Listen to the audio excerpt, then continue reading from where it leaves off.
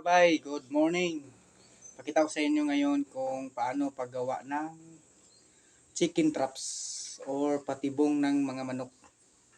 Dahil kapon may nadinig akong wild chicken dun sa baba ng bahay namin dun sa kakahuyan.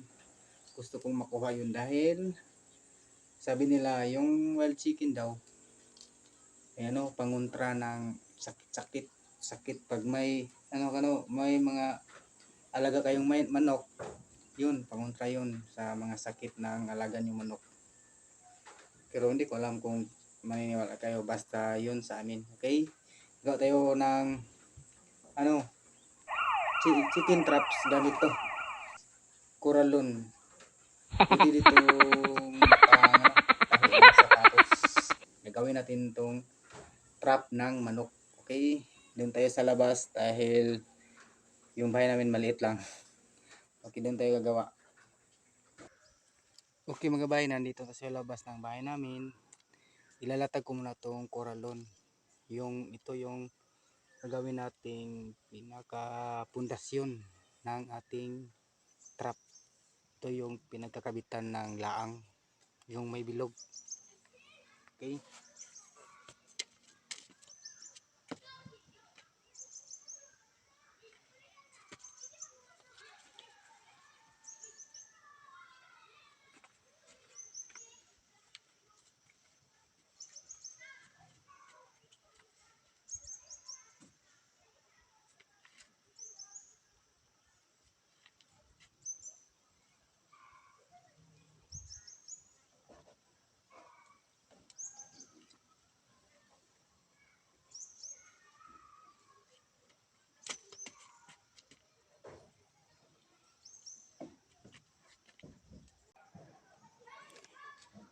Okay mga bay, kung nakikita niyo, dalawa itong gay ko pagkakabitan ng trap. Dito natin sa inyo. Cutting muna ako ng laang, yung trap.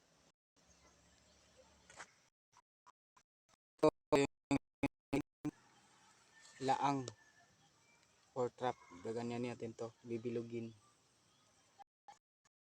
Itatali natin doon sa pinakapundasyon yung dalawang nilagay natin doon.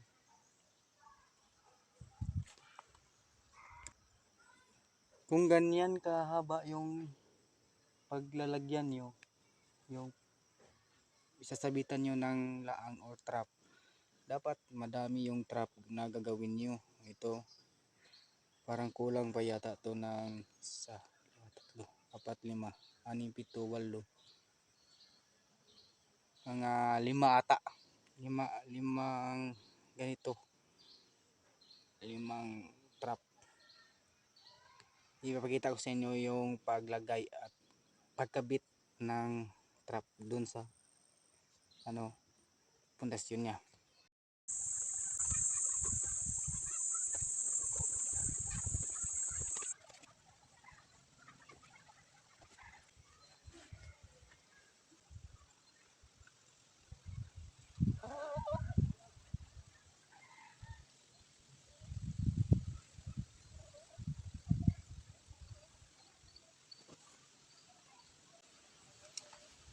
Okay mga bay, tapos nang itali. Okay, ayan na mga bay, tapos ko nang matali yung mga laang. Ito na siya.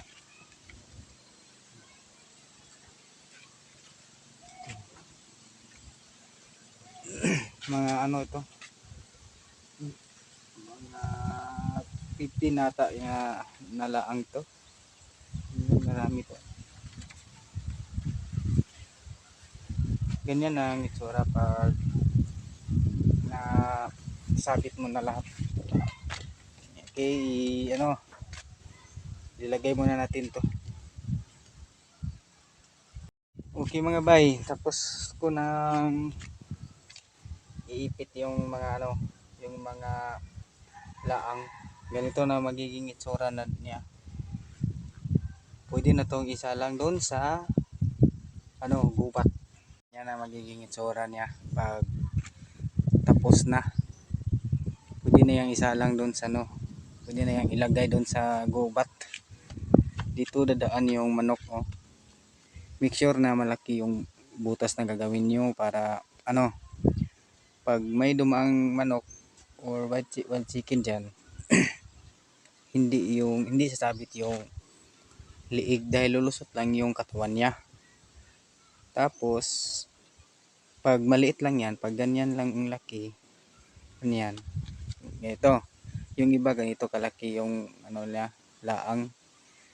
Pag ang manok lulusot yan, hindi yan pag dadaan yan diyan, ang yung leeg lang niya ang sasabit, hindi lulusot ang katawan. Tulad nito, ang laki nito, so lulusot ang katawan. Tapos yung katawan lulusot na niyan. Tapos yung paa, ganyan yung paa, yan, sasabit yung paa. Tapos lalakad yung manok, yun, maglalak na yan. Kaya make sure na malaki yung butas. Tapos yung laang niya mga 4 or tatlong roller yata ang haba. Yun yan, okay na yun.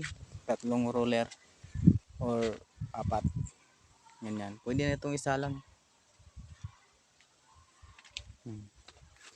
Pag nilagay yan sa sa masukal na damuhan, di yan makikita. Tulad niyan, di ba? Hindi ka masyadong makita.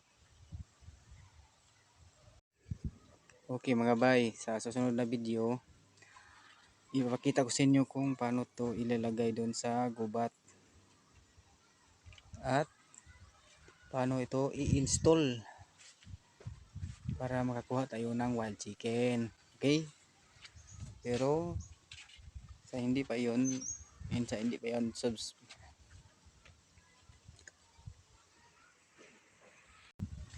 diyan ko bukas ilalagay yung sa sunod na video, diyan ko ilalagay yung trap, wild chicken trap, diyan sa masukal na yan, sukal na gubat na yan. Diyan ko kasi narinig yung nakita yung wild chicken. Okay, dito na nagtatapos yung video ko. Please subscribe, share and like my video mga bay. And thank you sa panonood. God bless.